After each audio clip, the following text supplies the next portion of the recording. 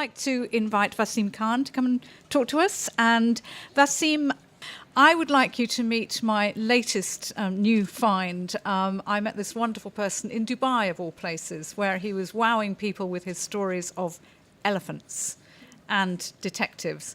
But before we get on to the elephants, I'm just going to quickly tell you about VASEEM. He is, in a very short time, he's become a best-selling author, a best-selling novelist. He's written, in speech to us, only 3 books. I know there's a 4th one. You finished the 4th one, haven't you? I'm busy.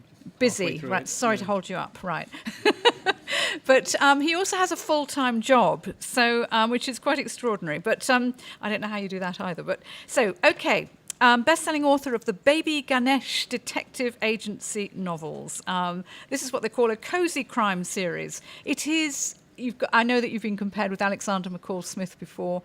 It is that wonderful, wonderful, warm, fabulous feeling of reading a great, great story with great characters, and this one happens to have an elephant in it. There was a pig in Rory's, an elephant in this, but you can tell us why in a minute. Now, his first book, The Unexpected Inheritance of Inspector Chopra, was a Times bestseller, a Waterstones paperback of the year, and an Amazon Best debut, and it's now already been translated into 10 languages. VASEEM studied finance at the London School of Economics and spent a decade in India as a management consultant. How exciting. Maybe. Since 2006, he's worked at University College London for, this is absolutely intriguing, the Department of Security and Crime Science. And his latest book is The Strange Disappearance of a Bollywood Star, and that'll be coming out next month? Next week. Next week. Yeah. Great. So, VASEEM, take it away. First of all, why the elephant, and then 60 years of independence, Indian independence, those have nothing to do with each other, I'm sure. I'll weave it into what I'm going to say. You will. Oh, right. Excellent. So I, like my fellow authors here, do a lot of talks. And one of the questions that I'm always asked, and I'm sure my fellow authors can relate to this, is what is your favorite book of all time? It's quite a difficult question to answer because as far as we know, time is possibly infinite. I always answer the same way. My favorite book of all time is Salman Rushdie's Midnight's Children.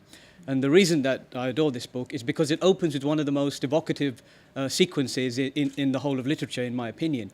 It begins with the birth of the protagonist, Salim Sinai, who is born on the exact moment of India's independence, back in 1947. Now, some 70 years later, India is going through another series of revolutions, an industrial revolution, an economic revolution, and most importantly of all, in my opinion, a social revolution. I was lucky enough to be in India at the beginning of this revolution, or at least the earliest bowel movements of this revolution. And that was because I went there in 1997, as Rosie says, to work as a management consultant. I don't know what the hell that was, but it seemed like a better job than an accountant, which is what my parents had laid out for me. And I still remember my first day vividly because not only were my books born on that first day, but I got a sense of the anarchy, which I think is such an important foundation and an undercurrent for any kind of change in any country in the world. And I remember it vividly because I walked out of what was then called Bombay International Airport into this wall of searing heat, and being British, obviously I had a woolen suit on, and I think I might even have had a golf sweater on underneath that. But the first thing that I saw set the scene for me, because they're milling around the taxi rank were a group of lepers. Now, having grown up in the West, I thought this was a problem we'd dispatched with a long time ago. 10 minutes later, I had my first encounter with a eunuch. And when you grow up in the East End of London and you're suddenly accosted by a very large man in a sari, it's a little bit disconcerting. And then I saw, for the first time, an Indian road. And it seems to me, looking back, that in the chaos that I saw in this road was encapsulated the coming revolution. Because what I saw were the luxury cars of the rich who continue to grow richer and richer in India. I saw the taxis and the rickshaws of the middle class, which just continues to grow in India. And I saw the bicycles of the slightly sort of lower middle class, or just at the top end of poor. And I saw the sandals of the poor. And then I saw the bare feet of the disenfranchised and the dispossessed and those who have no voice in Indian society. And to make sure that they were not left out and to give a flavor of what India really is, there were also cows and goats and dogs on this road. And lumbering through this chaos, an enormous grey Indian elephant, which is why an elephant ended up in the series that I eventually wrote when I came back to the UK, and I wanted to put those great memories of India into a novel. And I was there for 10 years, and this was at a time when India was making this transition from being a largely, not entirely, but a largely rural economy into this global superpower, or almost superpower that we know her as today. And so I saw firsthand the effects of globalization and what they brought to the country, both good and bad.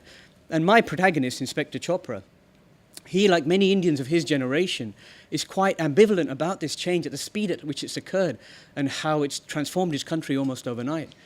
And he, as a practical man who's been a police officer for a long time, he understands, he's a traditionalist at heart, and so, but he understands that old India with its charm and its history, it also has its problems. And new India with its wealth and its call centers and its shining malls and this Western influence amongst the young is contrasted against old India with poverty, extreme poverty, and prejudice in very many forms, and religion having an influence, perhaps undue influence in some areas over people's lives. And for me as a writer, I guess, Elif made a wonderful point about how it's a writer's job to question.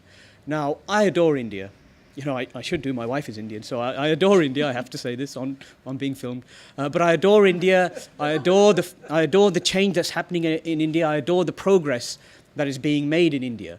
But at the same time, as a writer, although I write humble detective stories, I try and infuse them with this colour and this idea of this social background, this milieu, which is also the vast inequalities that you see in India, and I try and make sure that we don't forget those. I ask those questions that Elif talked about, so that hopefully when readers are reading my books, they enjoy the mystery, obviously, but they get a slice of what real India is, and not this mythologized India that we sometimes think of in the West, full of swamis and snake charmers. There's plenty of that, but there's also this modern India where the new India, the rich India, is clashing with the old India.